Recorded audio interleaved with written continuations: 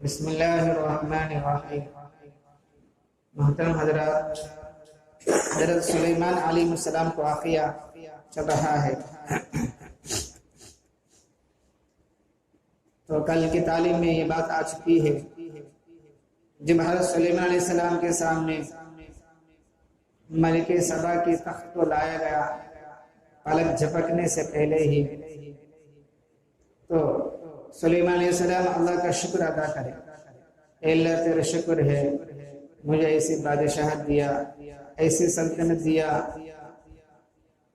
تو اللہ کے سامنے شکر ادا کرنے والے بن گئے، کیونکہ جو آدمی شکر کرتا ہے، اللہ کے احسان کو مان لیتا ہے، تو اللہ پاک اس کے نعمت میں، اس کی دی ہوئی چیز میں اللہ برکت دیتے ہیں۔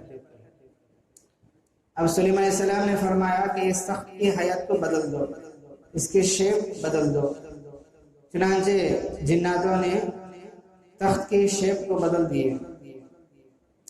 تو جب ملک سبا آئی تھی اپنے پورے فوج کے ساتھ، سلیمان علیہ السلام اس کی سمجھداری کو سمجھنے کے لیے، ان کے عقل والی ہے کہ دماغ والی ہے، اس کو سمجھنے کے لیے اس سے فرمایا تھا کہ کیا ایسا ہی تیرے تخت، کیا ایسا ہی ہے تیرا تخت؟ اس نے کہا گویا یہ وہی ہے، یعنی دکھنے میں تو ہمارے جیسا لگتا ہے، میرے جیسا لگتا ہے، لیکن اس کے جو حیت ہے، شیپ ہے، ہمارا نہیں ہے۔ پھر بھی وہ پہچان گئی تھی، پھر بھی وہ پہچان گئی تھی۔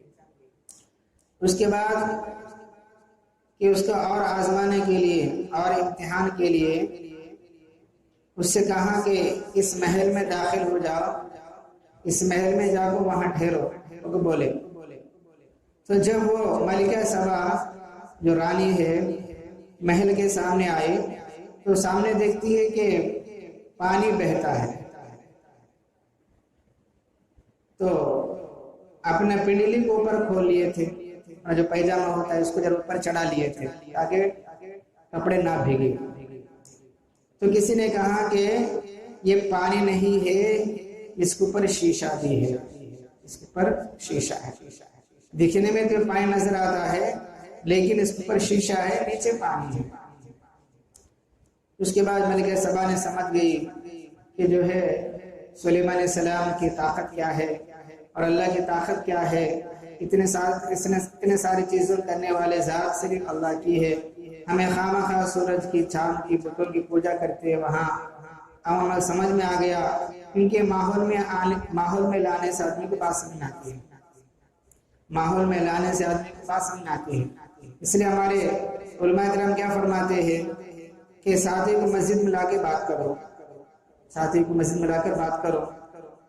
یہاں تو جو اگر مسئلہ بتانا بھی ہے، اگر کوئی مسئلہ کچھ بتانا ہے، تو اس ساتھی کو اپنا جو مطالعے کا کمرہ ہوتا ہے یا مدرسے کا جو روم ہوتا ہے اس میں بلا کے لاؤ، اور اس کو سامنے کتاب کھولو اور اس کو کتاب پڑھ کے سناؤ، اس کو کتاب پڑھ کے سناؤ۔ اس سے آدمی صحیح سمجھ سکتا ہے اور آئندہ کیا ہے اس پر عمل کرنے والا بھی بنتا ہے۔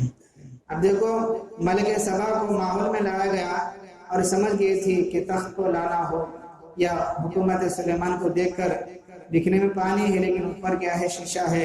اتنے بڑے طاقت والے پیغمبر ہے، انہوں اتنے بڑے طاقت والے، ان کا خدا کتنے بڑے طاقت والے بول کے سمجھ کے فوراً جو ہے یہ فرمائی تھی کہ لگی، اے پروردگار میں نے اپنے نفس پر ظلم کیا، میں اب تک جو ہے شرک کرتے رہی، سورج کی، چاند کی، بتوں کی پوجا کرتے رہی، میں ظلم کیا، اور میں اب سلیمان کے ساتھ ایمان لاتی ہوں اللہ پر جو پروردگار ہے جہاں کا۔ اب بس میں جو ہے کلمہ پڑھ لوں، کلمہ پڑھ لی لا الہ الا اللہ۔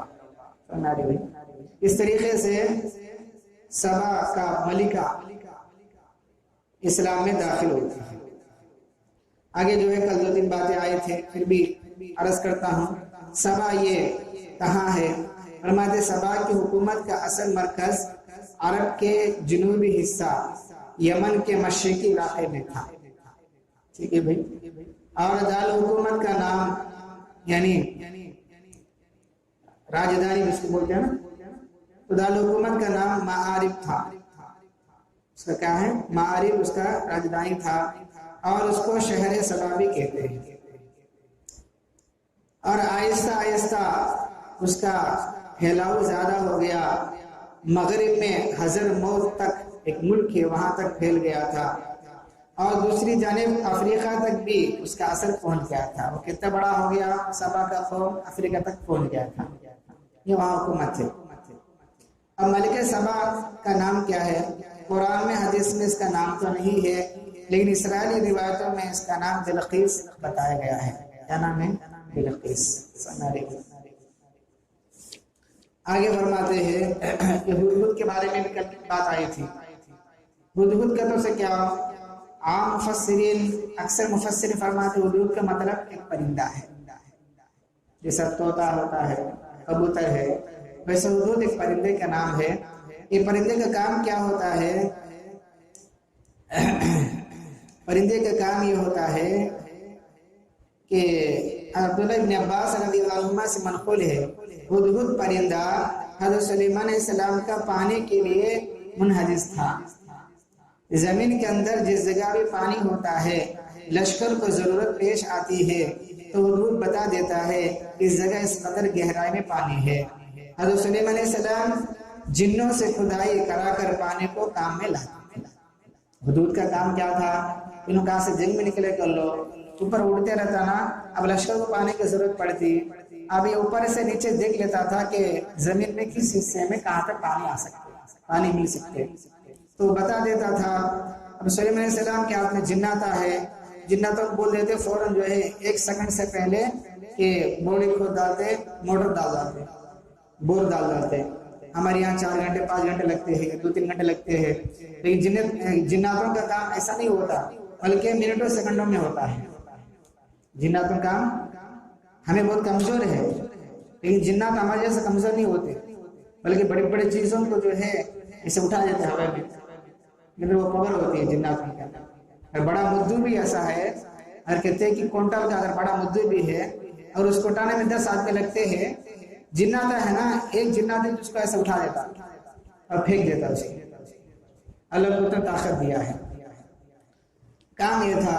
लेकिन कुछ लोग क्या है, जैसे कि मौलवी चिराग अली ने ये कहा था अपने तफसीर में, हुदहुद का मतलब परिंदा नहीं था बल्कि एक इंसान है, क्योंकि वो लोग अपने बच्चों का नाम कभी देवी देवताओं का नाम रख लेते थे, कभी परिंदों का नाम रख लेते थे, लेकिन फरमाते हैं कि ये बात सही नहीं है, ये बात सही नहीं, बल्कि सही बात क्या है, बस यही है कि वो एक परिंदा है। आगे फरमाते हैं कि मलिक सबा का तख्त जो है आलिशान तख्त है भाई। तो बहरहाल जो है ये तख्त हकीकत में तख्त है, और वो सुलेमान अलैहिस्सलाम के वो मलिक सबा के आने से पहले मंगवा लिए थे। वो लश्कर आने से पहले यमन के जिन्नातों के सुलेमान अलैहिस्सलाम के पास एक वजीर था, लिखने वाले थे, उनका नाम भी आगे उनका नाम आसिफ है। क्या नाम है? सुलेमान अलैहिस्सलाम के वजीर है, उनका नाम आसिफ है। तो आसिफ उन्होंने क्या करते थे, सुलेमान अलैहिस्सलाम के खत को लिखते थे, वजीर थे।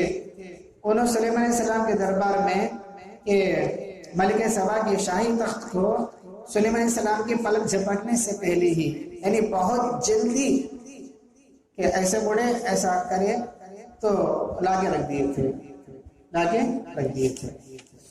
हालांकि पहले वो काम एक जिन्नात इफरीत, उस जिन्नात ने कहा कि सुलेमान मैं तुम्हारे तख्त को लाऊंगा, तुम्हारी मजलिस खत्म होने से पहले मैं लाऊंगा, और इसमें क्या भी खयानत नहीं करूंगा, उसमें हीरे जवाहरात है, क्या भी खयानत नहीं करूंगा, अमानत के साथ उसको पहुंचाऊंगा।